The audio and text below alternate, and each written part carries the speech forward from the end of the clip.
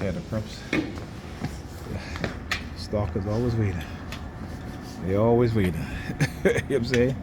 The stalker's always waiting. As I was coming out, he did this to me. Okay.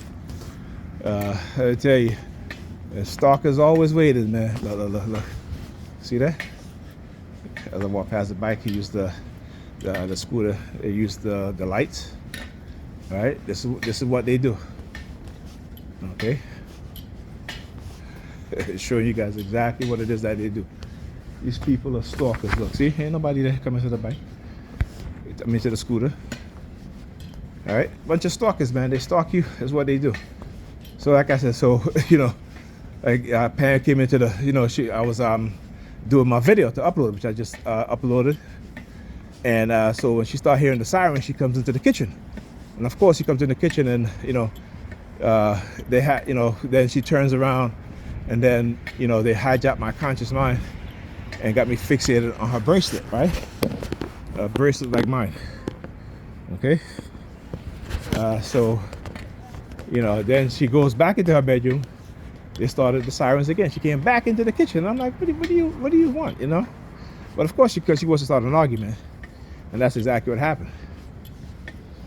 She's talking about, because Alyssa, Alyssa went and messed with her tape.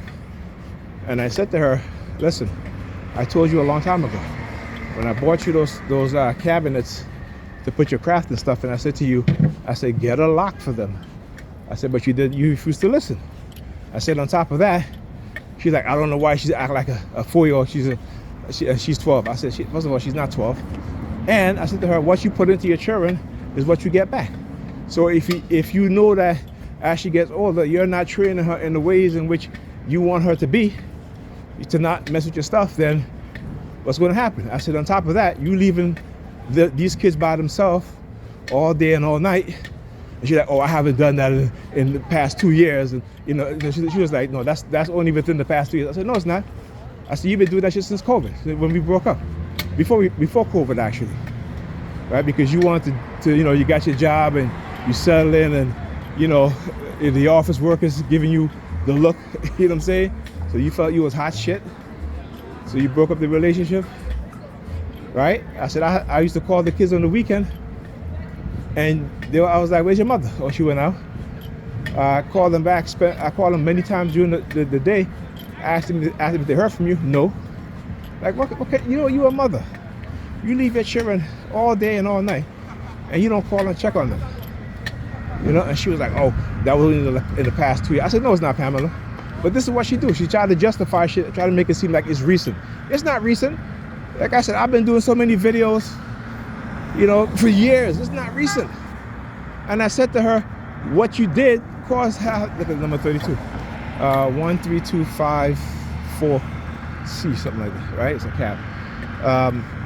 Yeah. And I said to her, right? She was like, well, you could have stayed with them. I said, no, what for what? We don't live together. You broke up the relationship. So what am I supposed to do? I said, she's like, you could have been there for them. I said, I was there for them. I said, when you had to go out, I watched them for you. But no, she wanted me to stay there, right? And do what I used to do. And I did that for 2 years straight. And then I said, okay, no more. Right? Because she was taking advantage. She would go out, come home whenever. So I can't get to go home. After, she was like, oh, I'm going, I'll be back at a certain time. And I give her like a half an hour, don't hear from her, or an hour, don't hear from her. Right? Instead of saying, hey, you know what, do you mind staying an extra hour while we wrap things up or what have you? No. She would come and she would be like, I wasn't thinking about you, I was having such a good time. Like she tends to forget all that shit. I told her, I said, you are lucky I'm the type of man that I am. Because you couldn't get away with the shit that you do with any other man. All right? So you are very lucky. She was like, yeah. I said, yeah, you're damn right. I said, and I told her, I said, what you did is that you created an abandonment. You talk about how you were traumatized because, your father, you have an abandonment issue. But you turn around and you do the same thing to your children. I said, you are physically here, but you are mentally not here for them. And then there are times where you are not physically here, not mentally there for them. Well, you could be here, you could be here. I said to her, I said, look, this is the shit that black women do to us black men. They feel because, you know, that that they have kids with us, and because we're black men, we're just supposed to accept them as to who they are. And I told her straight up, I said, y'all think we're supposed to really accept y'all for all the toxic shit y'all do, right? Right? That y'all could come 300, 400 pounds, and you come to black men, and black men supposed to accept you. But you go date a Hispanic brother or a white man, and all of a sudden you losing the weight, you in the gym working out. And she was like, yeah, because, you know, they said that, you know, when you date other men, they in their soft life. I was like, that's bullshit.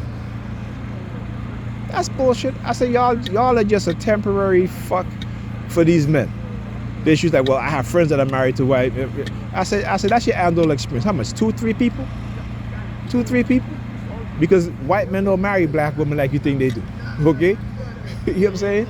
So they go through social media watching all this shit, have these Sambos and Sambinas lying to them, and they run with that shit.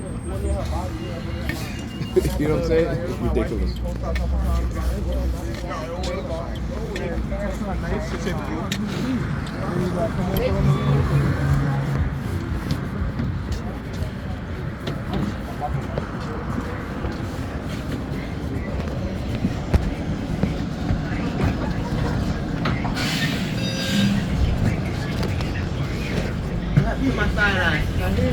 Hey.